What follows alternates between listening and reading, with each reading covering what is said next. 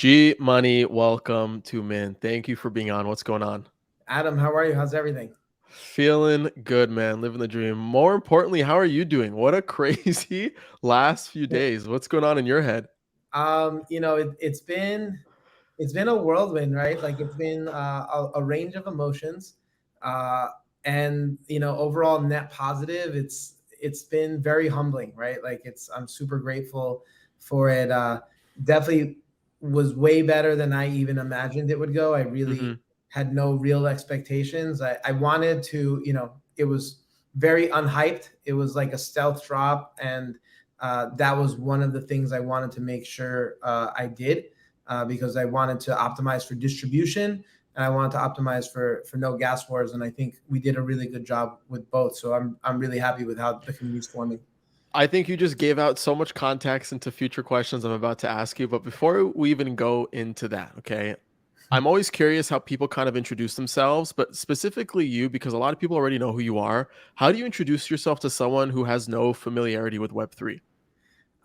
So someone that has no familiarity with it, Web3, I think it really depends on the person. Sometimes I'll tell them I'm just a collector of JPEGs. Uh, Maybe sometimes a disruptor. I think I'm an all-around NFT advocate, right? Because I just see the power of the technology, and I understand how useful it's going to be in the future, and how we're literally in. We probably haven't. If this was a baseball game, we probably haven't even started the game yet, or it might just be like the first pitch. Why are you so convinced of that? I just think that like everything in the real world is an NFT, right? So my thesis is that if everything in the real world is an NFT and we're living more and more of our lives in a digital world, then those assets will be coming on chain as NFTs, right? There's no other way to convey digital ownership, right? Like if you go out and you buy that T-shirt right now, you can do whatever you want with it, right? You can throw it away, you can give it to somebody, you can sell it, whatever it is that you want. Why don't you think that will translate over into a digital world, right? Into the metaverse, right? Like nobody necessarily wants to live in, when you take a look at all these, futuristic movies and shows, the dystopian world is where there's like some central authority that controls what you can and can't do, right? So it's like, why, just because I have that, let's say, authority over myself in the real world, why don't I think I should have it in the digital world, right? So that to me just tells me that technology is super important, which is why I'm so convicted in how important it is. I think people like you and me and many others in Web3 have obviously we've drank the Kool-Aid. We're in the rabbit hole. But for those who kind of don't know how you got your start into the space, what was like your genesis story? How did you get your jump into Web3? What did that look like? Yeah, so I got into crypto in 2017. Okay. I'd always been involved in the stock market since I was 14 years old. I started following the stock market when I was 12, and so I was trading my own money, equities, long short U.S. equities. And in 2017, I had heard about Bitcoin in previous years, but I never really looked into it. And then somebody told me that they were making a bunch of money trading Bitcoin, so I started looking into it. I found Ethereum and I found ICOs, and I was like, oh man, like this is going to disrupt VC investing. And I went down that rabbit hole. And then in Q1 of 2018, I was like, this tech is incredible. It's going to change the world, but I thought it was too far away because I remember the dot-com bubble, and the promises of the dot-com bubble took like 10 years to make. The internet that we know today didn't necessarily come about until 2010, which was like 10 years after. So I was like, all right, we're 7 to 10 years away, maybe 5 to 7 years away. I'll come back, right? And then COVID happens. The Fed bails everybody out. I wire a bunch of money over to Coinbase, buy my first crypto in like 2 years, and I start going back down the rabbit hole. And I'm like, oh man, like they actually built stuff real fast, right? Like it only took 2 years. Like I started using Aave, and I was like, wow, this is incredible. This is going to change the world. And I was like trying to catch up on everything I missed, right? So I was listening to podcasts, going on Twitter, going on Telegram, catching up with, just trying to absorb as much information. And that was DeFi summer, right? So that was like kind of my experience in going back down. And then I found NFTs in late August, early September. And the reason why they started making sense to me right away was because I started playing Fortnite on the first day of quarantine back in March, and, it sounds crazy, but like, I start playing. I hadn't played a video game in like 10 years. I start playing with two of my buddies. One of them has a nephew in Texas. We start playing, and the first thing this kid asked me, what skins did you buy? And I'm like, skins? Like, they don't give me any special powers. I'm not buying any skins. Right. Fast forward 2 or 3 weeks, I'm buying a bunch of skins, and I realize I'm like, wow, like that kid's 12 years old today. 10 years from now, he's gonna be 22. He's gonna have his own discretionary income, and he's gonna be totally okay with owning a purely digital asset. And I'm like, at the time, there's no publicly traded like metaverse plays or anything. Like Roblox isn't even public at that point. And I'm like, I just need to keep an eye out for it. And when I found NFTs, I was like, oh man, like this is your skin on Twitter. This is your skin on Discord, Telegram, right? Like to me, it's like this is a no-brainer, right? Like this is, the same way that you'll wear a luxury watch or drive a nice car in the real world. This is kind of your way to show off a little bit in the digital world. And that really became my thesis. And I started going down the rabbit hole. It culminated in me buying my CryptoPunk, which is my avatar, and writing a Twitter thread on it, which went viral on crypto Twitter at the time. And, I've just been an advocate for the space ever since. A lot of people that I meet and that I typically host on Mint, they have a gaming background, whether it's like really like early or deep. For me personally too, I remember playing Club Penguin, RuneScape, and all these other random ass games growing up. And a lot of my understanding in Web3 when it comes to incentives, for example, come from the base of playing games, from all these virtual worlds that I spent a lot of time in as a kid. And for you specifically, your understanding of NFTs came from that as well, specifically Fortnite. But what do you think about, like, what do you think it is about gaming culture that has led a lot of us to kind of understand what's happening in crypto and become so attached to this medium? So, I mean, I think it's interesting you say that because like I understood it from a gaming perspective because I was, playing with digital assets, but I don't consider myself a gamer, right? Like Right. I played Warcraft 3 and StarCraft were like my like MMO RPGs. Like I kind of stopped like after that, and I would be playing a lot of sports games growing up. What I think helped me understand the space, and I think where I had a real edge early on was I understood the value of these assets not from a utilitarian perspective of like, oh, this will be worth this much because it's a value in the game. I understood it from like a social aspect, right? Where I felt like, especially at the time and still, right, there's so many smart people in crypto, but maybe not enough of them understand like, there are guys that I've met, and I'm sure you have too, that are worth billions of dollars, hundreds of millions of dollars, that will walk around in like, khaki, Yeah. khaki shorts or, whatever, like you would never guess, right? Very unassuming. And so I think that like that is more of an anomaly than maybe mainstream culture where people will wear name branded things, right? And I think I understood that aspect of the social psychology of how humans interact with each other in the real world. And my thesis was that that wouldn't change just because we were behind screens, right? Like I would still want a way for me to signal to you that I was a person that you wanted to talk to, right? So how do we do that in the real world? We wear nice clothes, we drive nice cars, we wear nice watches. And that's why even sometimes you hear that theme of fake it till you make it, right? It's like, you wanna, in order to win that big account, like, you need to kind of act the part, you need to dress the part.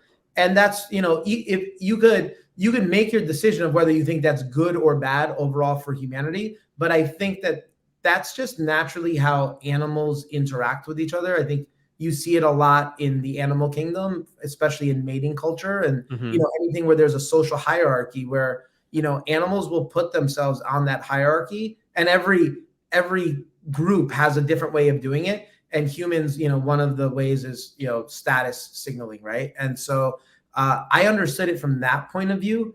And I think that that's kind of what gave me my edge at the time, because I don't think anybody was thinking. I think now, obviously, people are spending millions of dollars on a picture, and we all get that. But at the time that I made the purchase and wrote that thread, I don't think that it was common thought. Right. You know, your brand is so distinct online. A lot of the projects that you've worked on, from Adidas to portraying all these different NFTs during in Times Square, a lot of the things that you've kind of like taken lead on and that people know you for, um, it's quite impressive, you know. And how you've built yourself online is also really interesting. It's one thing to have a tweet thread that goes viral. It's another thing to be consistent and to actually build a brand online. I've seen crypto Twitter threads go viral all the time, but you've somehow managed to kind of like burst through the noise and consistently build a profile for yourself. How have you managed to do that? Like, what is your secret to brand building? Because you also stay kind of like pseudo anonymous, and in conferences you're like speaking behind a box, which I want to talk about more. Like, how do you actually build that brand? And sure, you could argue like early on, not a lot of people were talking about this. I had a unique voice, but still, to kind of be in the position that you're in is quite unique in the industry. How have you managed to do that? I think one is this, especially when I started the brand, the Gmoney brand, right? It's really being authentic to who I am, right? Like I always operated from the place of I want people when they meet me in person to say, "Oh, Gmoney, he's exactly the person who I thought he would be," right? And one is being authentic to that person, and two is just speaking my truth, I guess, is sharing my points of view, the way that I see it, and not just necessarily waiting for somebody else to kind of lead the way, but being like, okay, well, this is what I think makes sense to me, and so I'm going to try it, right? Like I'm going to try it, and hopefully it makes sense to other people in the same way, and maybe it does, maybe it doesn't, right? Like I don't think anybody is going to be perfect no matter what they Mm-hmm. do, and no matter what industry they're in. But I think is like I've been able to, I think, establish myself as somebody that's seeing a little bit ahead of the curve at least, and kind of helping bring people about, not selling my brand short for a quick buck or whatever, right? And like trying to operate from a space of integrity and do what not only I think is best for myself but also for the industry, right? Yeah. You know, and with that, I kind of briefly mentioned it. You sit in a like small yet spacious cubicle when you get invited to speak at conferences, which I find so cool. It's actually one of the coolest things that I've seen, and really on par with how you kind of represent yourself online to offline. What is that like? Because I know a lot of people have like stage fright when they speak in front of an audience, but you have this cube in front of you, and all people hear is your voice. Can you talk more about that? Yeah, so that was we did that at VCon, right? That was last weekend, 2 weekends ago. Yeah. And it's interesting. It's fun, right? It's like it's a little bit of playfulness. I think again, like especially early on, like a year ago, I remember when the Beeple sale happened, and almost nobody knew like what an NFT was, especially in the finance world. I had the opportunity to talk to some mainstream press, but they were like, "Oh, well, you have to, show your face and tell us your name." And I was like, "Well, nobody really cares what Right. that person thinks about NFTs. People care what Gmoney, the CryptoPunk ape, thinks about NFTs and what he has to say." And so, to me, it really started making sense of like, well, like, let's take that one step further, right? Like what I look like and what my name is doesn't matter, right? Like if we're living in, the 2020s and, we're talking about equality and, no isms of any kind, like, I guess pseudo identity is probably like, or at pseudo identity or even total anonymity is like that to the max, right? Is like people know what I am like to interact with without having to know who I am, what my name is, where I live, Mhm. and all those things. And I have this reputation that if I ruin it, then people won't trust me within the space as Gmoney, right? And so I think like that's really the narrative I've been trying to push, because the way we display ourselves and the names that we choose are very, very, very personal, right? Like the names that we're given at birth are generally family names, and the way we look at generally the way we look in real life, we generally can't control, right? It's Mhm. a lot of it's genetics. But like if I want to display myself as a unicorn and I call myself Unicorn Lover 54, you would assume that I really like unicorns, and that's probably some important part of my personality. And that's way more personal than like being known by my birth name and like using my picture of what I look like. So that to me was kind of really the genesis behind it, of really leaning into the Gmoney brand, because I think it's cool and important, especially as we're living in this world the way it currently is. Yeah. Okay. So with that, NFTs and Web3 have become a world of escapism and expression like we've never seen before. Mhm. And it takes a certain personality and a certain character to kind of gravitate towards this identity type of personality.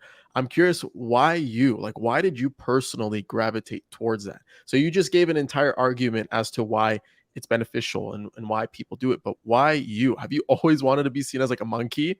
Like based off based Oh, off your argument, you know so, what I mean? Like yeah, what no. is it about you and your upbringing that has kind of like gravitated you towards this type of identity?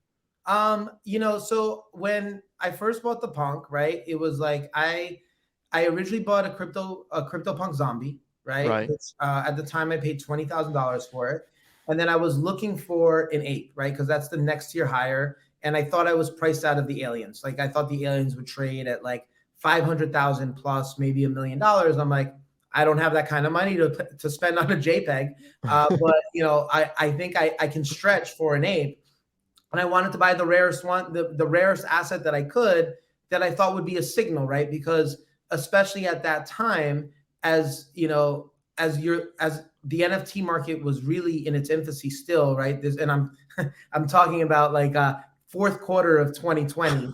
The people in the space that knew the most about NFTs generally had CryptoPunks as their avatar, right? So they either had zombies, they had apes. I don't think anybody had really come out and interacted as an alien up until that point, but it was mostly apes and zombies. And so I was like, okay, like that's like a signal, right? Like if I am a CryptoPunk, a elite tier CryptoPunk, and if you take a look at crypto right now, right, it's like, Bitcoin was born in 2009. But if somebody tells you that they got into Bitcoin in 2012 or 2014, you're like, oh, you're OG. Like it's like at this point, like the difference between each of those cycles, 2009, 2012, 2014, is minuscule, right? We all consider them OG in the space. So my thought was like, if you own a CryptoPunk, that's kind of like your way of signaling that you're Hmm. an OG member of the space.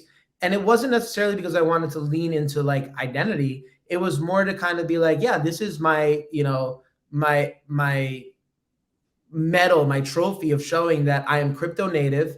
I understand it. And like, I'm an active member of the community. And that's really kind of where it stemmed from. And it started growing on its own, right? And because I don't really change my PFP very often, if at all, like this ape with a beanie is, kind of what I'm known for.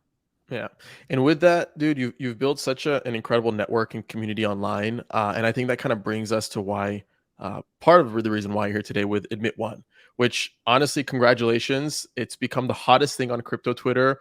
People are FOMOing left and right so hard. Can you walk me through why create that? Like what were some of the initial problems that you were trying to solve? Yeah. So it really comes down to, I wanted to create a community, an incentivized, tokenized community to build and to kind of include in all the projects that I work on going forward and the collaborations. And I thought there was no better way to do this than by doing it the way I did. Right. I wanted to get as much distribution as possible. Like I didn't necessarily want to have a small number of holders that were hoarding memberships. I wanted to get it out to as many people as I could, and I also wanted to make it as fair as I possibly could, knowing that whatever it is that I did would probably have a lot of FOMO involved with it, regardless. So to me, we spent months. We spent months trying to figure out the right way to distribute it, the right way to get it into people's hands, and ultimately we settled on a free mint for the people that have been my most loyal followers to this day, right? And the way you've kind of like curated your most loyal followers is actually really unique, and I think it goes kind of unnoticed. And the reason I say that is because, Gmoney, you've been like incredibly strategic with the people that you've surrounded yourself with, for the people that you've kind of recognized who have supported you, and you've done it through NFTs, which I think is a really unique concept. And this idea of building an on-chain CRM to later reward your most active participants is something that I think is not being done enough on an individual level. When you think about like networking and building a brand in Web 2, you typically have platforms like HubSpot or Salesforce or these like personalized CRMs to kind of keep track of your contacts, of your network. And when you think about like, how can I do that in Web3, align incentives and reward people when the time is right? I think you've kind of perfected that. And I want to give some recognition, because when I read through the manifesto, you kind of notice the first bullet point into talking about distribution is the first 11 people that have collected all 3 Bitcoin Miami NFTs, right? Mhm. And you kind of airdrop them the I guess the first initial admit one Genesis passes, which, first of all, really really really cool way of kind of distributing and curating and kind of selecting and rewarding some of your most active contributors. But why do you think NFTs are kind of like that primitive to do that? Right, because you took it, because some people use it as a form of identity, right, in a form of expression, like you do with your punk. You used it as a form of like networking, of like building some type of CRM and tracking your most loyal followers, right? I'd love for you to talk more about that. Yeah, so I think one of the beautiful things about NFTs, I think, is as it goes forward, right, is like here we are in the year 2022. We now have all the FANG stocks that and privacy issues with regards to our data and how it gets used and how we're targeted and how if you don't know what the product is, you are the product, right? And that's kind of the world we live in right now. And I think the beautiful thing about NFTs and having access to people's wallets is because they're public, right? Mm-hmm.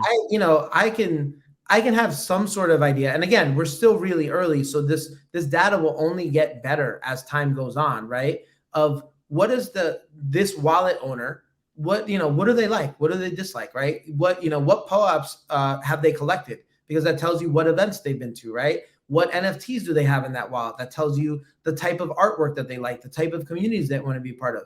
And again, we're really, really early on. And I think, 5-10 years from now, this data will be super, super valuable to the people and the companies that can analyze that data and then be like, oh, how we can target this wallet owner with stuff without having to know their age, their sex, their occupation, all these things that are super invasive, where they live, what they do, where they're going to be in 5 hours, right? Right. Things that are Web 2.0 privacy things. We can get rid of that, but still get a lot of that important data, right? So to me, when I knew it like from early on. I think somebody re-quoted a tweet where I did say in that initial 3-day event that there will be a reward for this down the road, right? Like there will be a reason to collect all 3. And there were 11 people that collected all 3. And like, Crazy. I'm forever grateful for them, right? Because like, I never once asked them to open up their wallet to pay for something. It literally was just take 5 minutes out of your day. I chose strategic points, maybe like a 2 blocks away from the actual convention in Miami that year. And it was like, if you were willing to take 5 minutes out of your day, and this is back when, I don't even know how many followers I had at that point, but I was just like, all right, like this is an experiment, right? Because I very much felt, and I still do feel, we have the biggest brands that will come into the space in the future, but they're going to need people that are crypto native figuring out the roadmap, right? So how to get there, how to engage with your community. Kim Kardashian comes into the space tomorrow. She can't fail, right? Like she's going to have the feeling that she can't fail. Like Right. obviously everybody can, but she's going to be like, well, we have to execute this. Who's done it right? And I wanted to be like, providing some sort of roadmap of like, well, you can do this, and then you can sit on it for a year, and then you could sit there and give it out to people, right, when they least expect it. And that really was something that I think is currently underutilized. I'm hoping that going forward, people see what I did, going to conferences, giving people POAPs, never telling people what was going to happen with those POAPs, but knowing fully well in my head exactly what my ultimate game plan was with it, right? Yeah. What's up, guys? Adam Levy here. Sorry for the quick pause, but I wanted to recognize a couple of our NFT sponsors who are helping make this episode a reality. They are Coinvise and Mint Songs. First up, on Coinvise, you can create a personal or community-owned social token on Ethereum. Coinvise also helps you create incentives through token rewards and bounties, NFT business models, and bot integrations for Discord. Discover more by visiting coinvise.co today. Next up, we have Mint Songs, who is home to over 1,200 music artists in Web3. Check out the Mint Songs marketplace to support, collect, and connect with artists creating Web3 communities around their music via NFTs. In June 2022, about next month, Mint Songs will be launching their much-anticipated V2 marketplace on Ethereum, which aims to make Web3 even more accessible to music artists. Follow along on Twitter at MintSongs or check out mintsongs.com to learn more. All right, back to the episode. So if you took that 5 minutes out of your day to listen to Gmoney, to collect those things, you'd have something valued well over 10 ETH in your wallet right now because of that support. So it's really, really incredible to see, you know, and if you really you pay close attention, Gmoney, to the way you kind of like constructed the drop and to how you designed it and the level of curation, it's very reminiscent of that of Punks, which is obviously your entire identity, right? Specifically, the whole no roadmap and also the zero mint at launch, right? Mhm. Punks were inherently free to collect, right? And if I remember correctly, they had no specific roadmap. It was just like a collectible, you know, in the first one, the OG, the creme de la creme, as you like to call it. Can Mhm. you talk more about that? Am I seeing the connections correctly, or was there a different kind of reason as to why you designed it this way? Well, I decided to go free because one was definitely a way to pay homage to CryptoPunks. I think they are the most significant NFT project that exists, right? I think a Mm-hmm. lot of what we're seeing in the space, the 10,000 PFPs, it stems from CryptoPunks, right? Like that, they are the OG PFP project. We are here today, a large part because of the work done by Larva Labs. And, also like I know I probably could have sold the NFT for 1, 2 ETH, and I definitely would have had a ton of demand for it. But what I really wanted to do was kind of provide support to the people that supported me, to show them that they're my day ones, that we're going to be in this together, and to also kind of like build a great community that's incentivized to also add value to it themselves, right? Like, I think one of the coolest things that I've been experiencing over the last few days was how much more active the Discord is than I thought it would be, and how people are sharing ideas. One of my favorite stories from that Bitcoin Miami event was two people met up at one of those days. That meeting of those two people, because they went to go collect my NFT. It was the formation of a hedge fund that they started together, or a VC fund that they started together, and they ended up starting a DAO together. Wow. And to me, that's like, those were that meeting. There was maybe 5 people hanging out that day, right? Mm-hmm. 5 people, like part of following Gmoney, that became friends and did some really cool stuff together.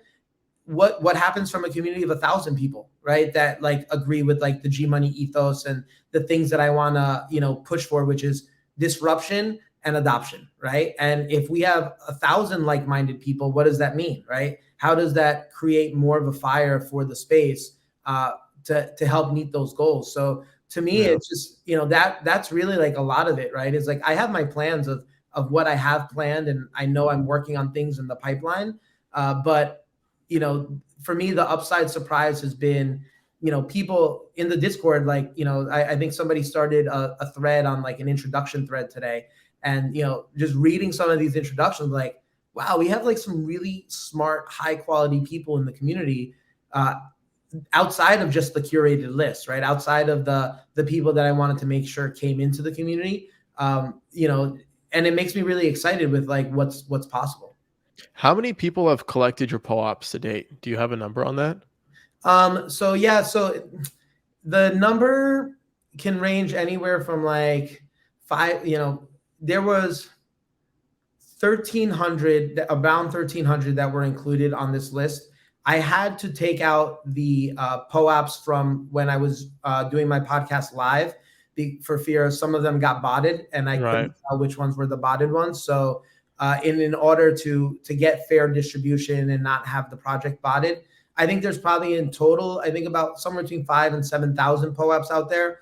But because of botting issues, I had to really limit that number to people that almost had like proof of human, right? In the sense that I had to have most likely met them in person, or they had to have been at an event where you had to kind of show up as a human. Yeah. So with that, you curated and created this 1,000 person group, this 1,000 member group.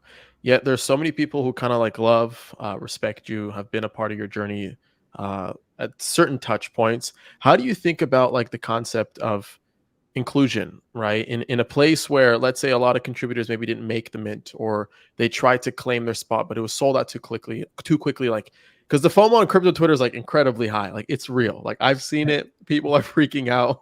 How do you think about like building out and growing the community in a sustainable way without diluting the current quality of what was kind of curated at the get-go? It's definitely something I've been thinking about, especially from the start. And it's something that I think about constantly, is like, how do you grow the community without that dilution? Mm-hmm. I don't think I necessarily have an answer. I think one of the fortunate things is I think that there are other communities out there that are already bigger than mine that are also facing the same problem, that are further along process and progress. And we've seen a lot of examples of that already, of how communities have grown. And I have the opportunity to kind of sit back and watch and learn.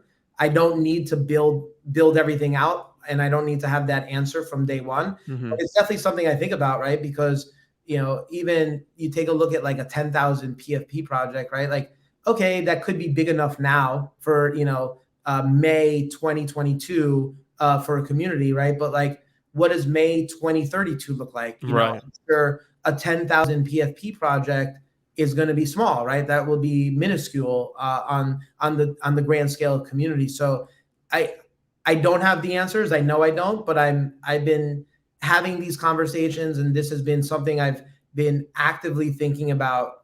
Like, how does the community grow long term? I have a couple of ideas of how I plan on doing it, but nothing's set in stone. Yeah. Another interesting kind of touch point that I realized with Admit One is that you could have launched it at the high of a bull market, right? And really capitalize on the opportunity, but you strategically decided to launch it during the bear market. Why is that, number one? And two, what is it about bear markets that you think brings out like the most of people?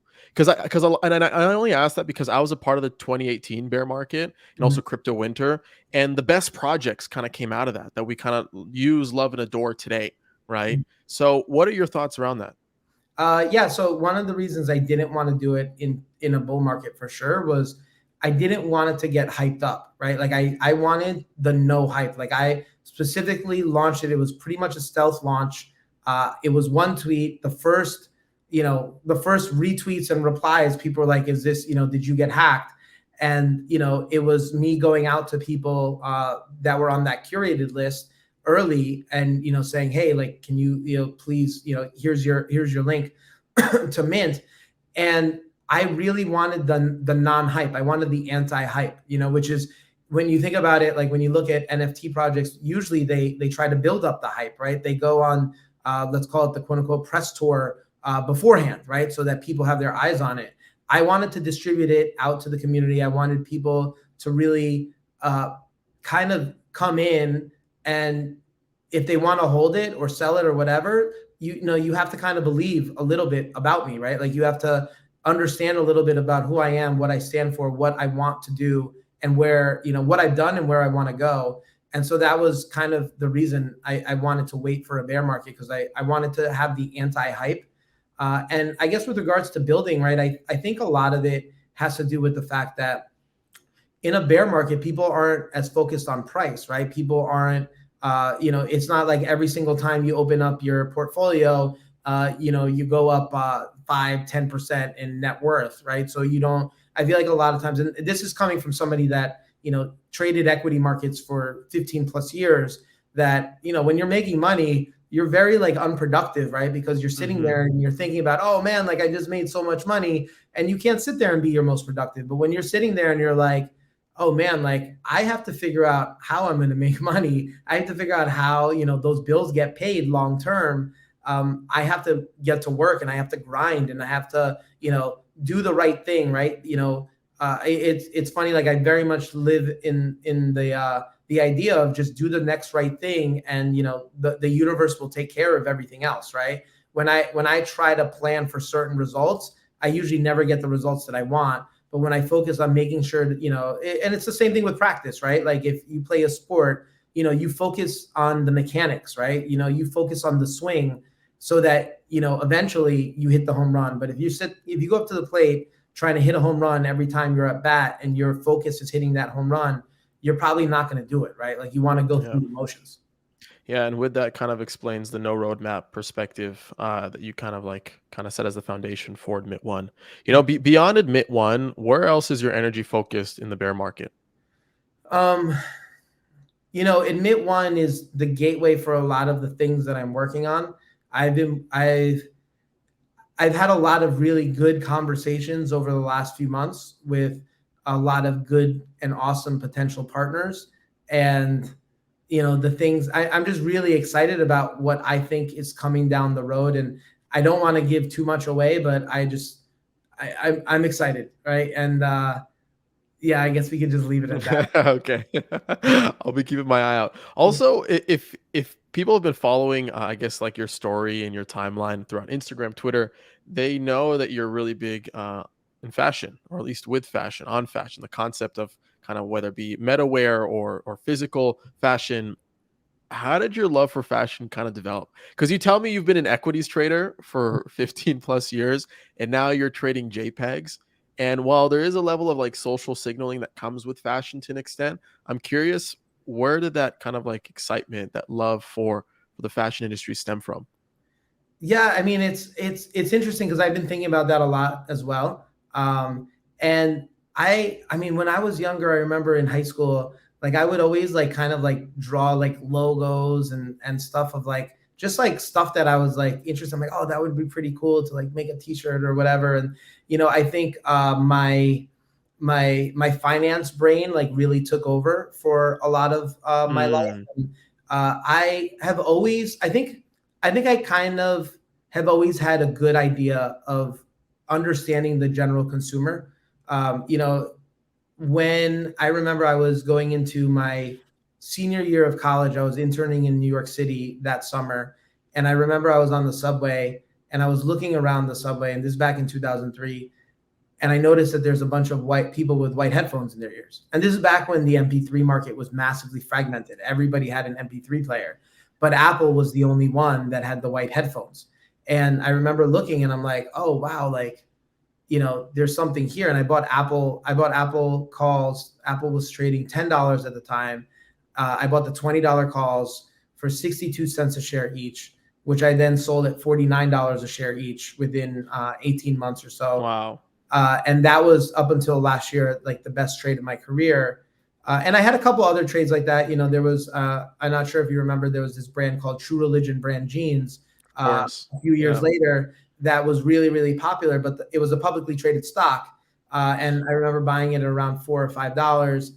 It eventually ended up getting bought Mm, out by either VF Corp or Phillips and Houston for around $25, $27. But I remember, just riding that wave of just, I got long it because the most fashionable people I knew in New York City were wearing it, right? That was like the thesis, right? It was as simple as that. And so I think I've always been a very observant person when it comes to trends. I think fashion is a very individual type of experience, right? Like everybody has their fashion, even if they aren't quote unquote fashionable, right? Like people just, you have your look. And I think it's a very personal thing. And I think it translates over well to this culture of JPEGs, right? Where, each JPEG like is similar, but they're all personal in their own way. So I think I see a lot of cross sections and opportunities there. So with that being said, like where do you see the world of Web3 and fashion colliding? And I know you have thoughts on this. Like you're so excited about this. So I had to bring it up. Where do you see those two worlds colliding? I think there's, plenty of places that it collides. I think obviously in the digital realm, Sure. I think Artifact has been doing a great job. I think, Nike and Adidas coming into the space, to me was like super important in that it signals to everybody that you have to take a look at this NFT market, the metaverse, right? And I also think, you take a look at games like Fortnite, right? And it's a freemium model. It's free to play, right? And a lot of their revenue generation comes from, selling digital fashion. People, kids will play that game, and I'm astounded by, the wardrobe changes that happen, right? Kids change what they look like. They change their skin every game. So that means, imagine, you're at a restaurant and every 15 to 20 minutes you go into the bathroom, change your clothes, and come back out. Like that's how quickly Yeah. skins are being changed, right? And still within the same session. So it's not even like you have one specific look for one specific for one entire sitting. So I think that it is a very interesting space. I think that it's going to be a massive space, and I'm really excited to see what everybody is doing with it. So beyond Adidas, beyond the analogy to Fortnite, how do you think like the biggest fashion brands are preparing for this like Web3 revolution? Like what does that look like? Do you have any insight on that? I think that they're all very interested from Okay. the conversations that I've had, but I think also think that a lot of them are they have to move slowly, right? Because they have to sit down and they have these brands that they have to protect. They can't just jump right in the way a crypto native can jump right in. So I think it's super interesting. I think that we're going to see a lot of cool stuff in the future, but I also think it's not going to happen overnight. Yeah. So I also want to talk to you about like big current events because you're so big on the forefront of adoption and education. This whole, I guess, news of GameStop creating a wallet for crypto NFTs do people think it's like as big as it seems? Because I only asked that because when Coinbase NFT came out, there was a lot of, I guess, hype around that, like, oh, that's going to change the market. Retail is going to be buying everybody's bags, et cetera, et cetera, et cetera. Is that is it as big as it seems? Basically, like, do you think that news is going to dent the world of crypto? I don't know. I'm probably not the right person to ask. Okay. Personally, I agree with you, right? Like, Coinbase NFT launched, and we're still, they're still in beta or alpha. They're still Right. not, they don't have a fully shipped product, and I think it'll take time, right? But when I take a look at the landscape, 10 years from now, I think it's going to be very, very different than where it is today, right? In the same way, you can use the dot-com bubble as your same analogy, right? And in 2017, I think Lycos was the number one search engine in the world, right? 5, 6 years later, it didn't exist. So, I think just because we have certain incumbents in the space right now, that doesn't necessarily mean that's how things are going to play out. It's going to be really interesting to watch, and I'm really excited for it, Yeah. but I'm in no way declaring any winners or losers just yet. Yeah. And just to kind of iterate, I think my whole comment on Coinbase NFT is actually really net positive for the space. The more innovation, the more collaboration, the better. I'm Mhm. super excited to see what they kind of come out with. I only wanted to ask you because like the Adidas drop was such a vibrant signal in the ecosystem, and that made so much noise.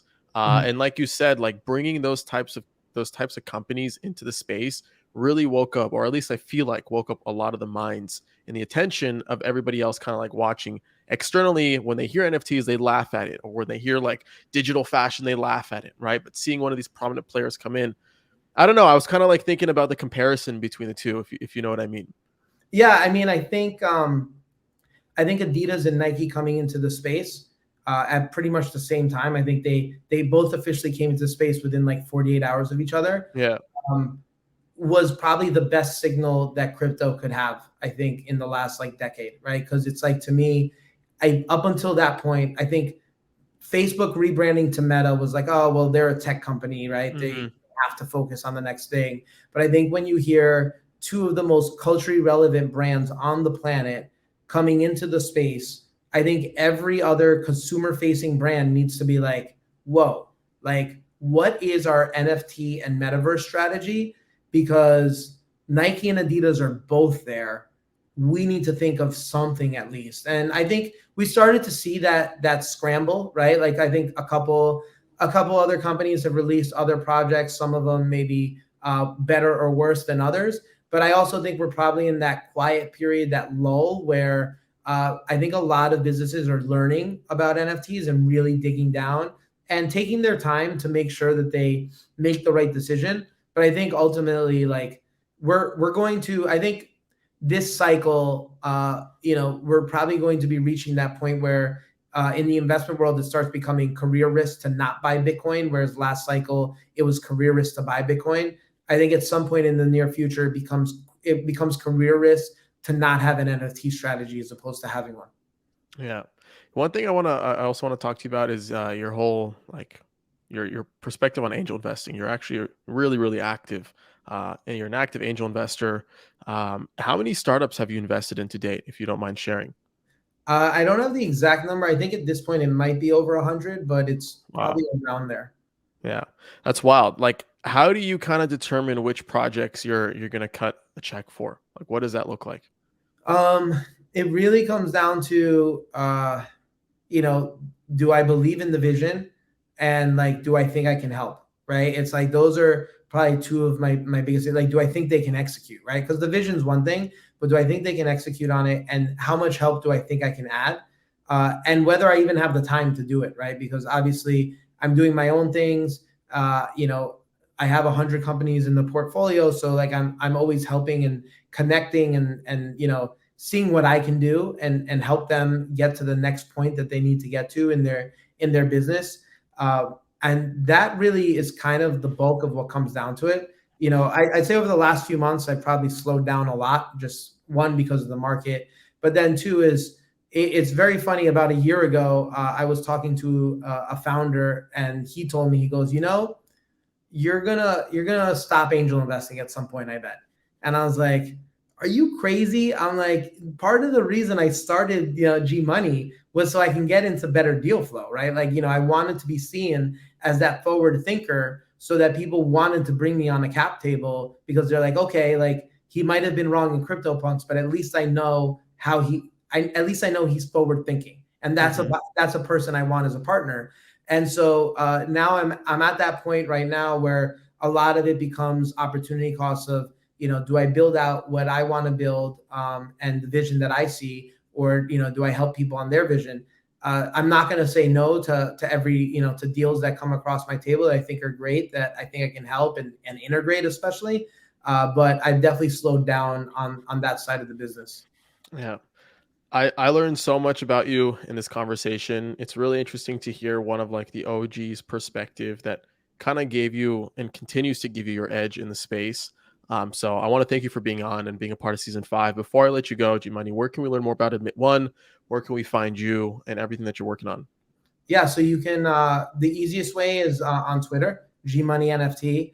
Also, the Admit One Twitter page is admit 0001. That's 3 zeros and a one.